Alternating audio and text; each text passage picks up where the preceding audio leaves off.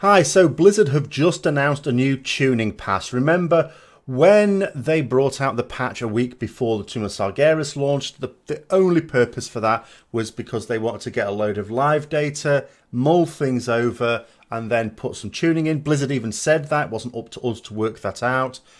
Here it is. Here is their tuning, which is intended to go live on the next reset when the Tomb of Sargeras on normal and heroic goes live.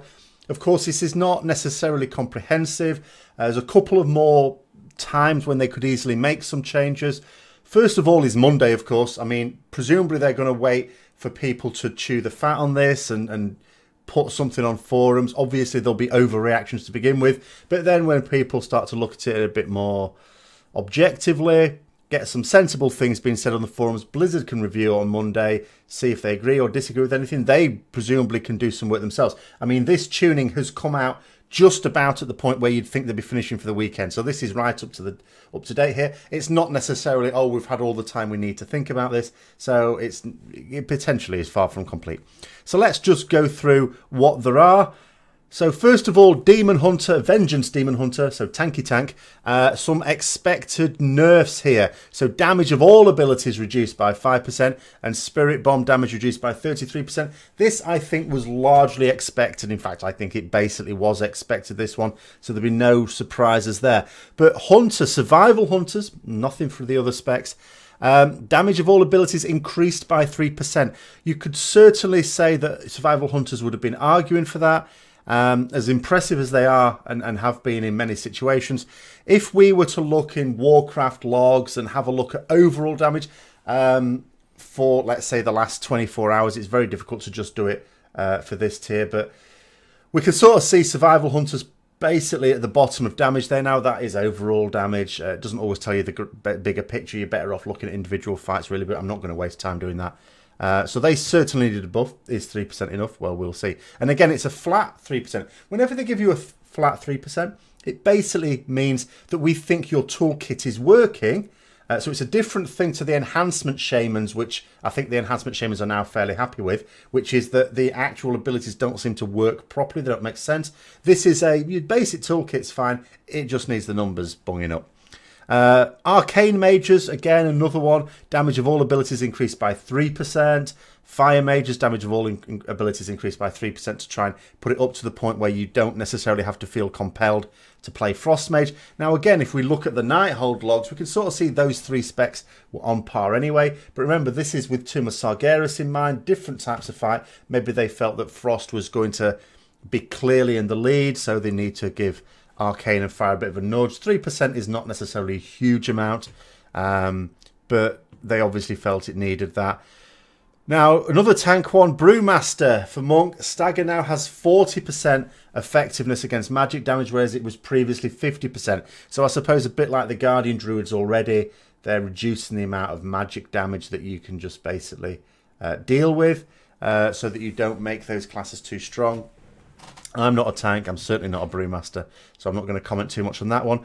Here it is, of course, the Retribution Paladin. At first point, you look at this, so damage of all abilities increased by 3.5%. That's on top of the sort of increase we had to some abilities already.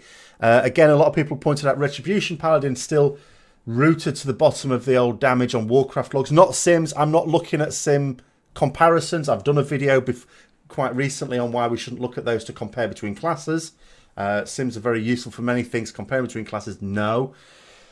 But when we actually look at the actual data, but again, a bit misleading. If you looked at that, where we were struggling was single target damage. The cleave was obviously nerfed, but still, I thought okay.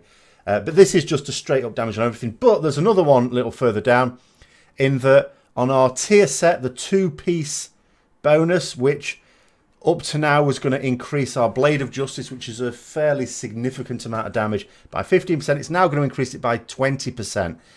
So that's useful there. I should also explain that the Brewmaster tier is also getting a little bit of a change, but this is a nerf. So the 2-piece is now going to have a 40% chance to generate a gift of, gift of the Ox Healing Sphere, whereas it was previously guaranteed. So, another tank that's been nerfed there. Discipline Priest. Evangelism now has a duration of 6 seconds, or it's previously 7 seconds, so there's a little bit of a nerf. So as I say, you've got to think of it this way. Sometimes you can look at your class and you think, okay, well, we need a significant buff to compensate. Look at all these. But if they're going to nerf some of the ones that were way above you, it sort of condenses it all down in the middle. Remember, they don't want the overall damage or healing output of a raid to go up or down from what it's needed. So all they're doing is making sure that individual classes and specs can all be round about the same level.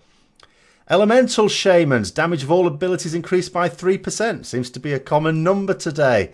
And Smouldering Heart proc chance is now 10% per 100 Maelstrom spent, which was previously 20%. So a bit of a nerf there, but overall, so obviously, overall, they're wanting to make sure that they're compensating you for that by just flat up increase on all damage by 3%. Affliction Warlocks, damage of all abilities reduced by 5%. Down you go. But if you look at that, again, they were performing very, very strongly this week in Nighthold. I am conscious of comparing Nighthold too strongly with what we're going to be facing next week in Tomb of Sargeras. But remember, there will be another tuning patch after Tomb of Sargeras week 1 as well, you would think. Surely there will be. And Destruction, damage of all abilities reduced by 5% as well. Again, both of those specs were performing extremely strongly in Nighthold this reset.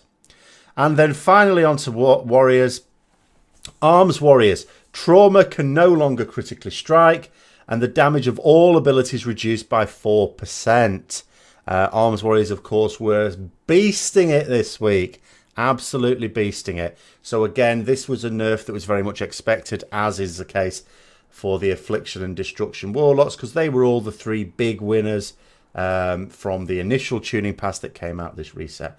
So hopefully that's kept you up to date with what's going on there. Obviously takes your own Discords, your own class and spec Discords, check out the forums. But you want to think about things. Obviously some of you will be going, oh, I don't want nerfing, I was fine as I was. Think about it objectively, were you really? And again, if you've been buffed but you expect a bigger buff, I'm one.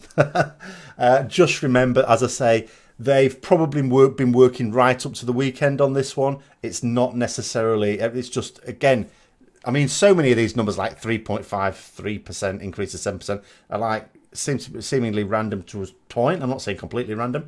They'll be refined. So Monday they may well think again about a few of these things. And then, as I say, they'll let us have a go at Tomb of Sargeras. Presumably next Friday there will be another little tuning pass. What they need to do is make sure they get it right for the second week of Tomb of Sargeras, because that's when the Mythic Raiders are going to be wanting to make sure that they know what they're doing, that their classes and specs are reliable. And for those who progress through normal and heroic, you can expect it. Obviously you get to start on that next week.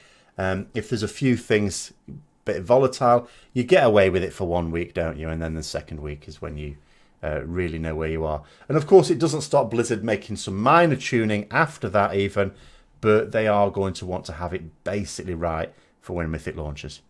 So anyway, I hope you found the information useful. If you did, don't forget to subscribe for further content, share with other people you think might be interested, and until next time, I'll see you later.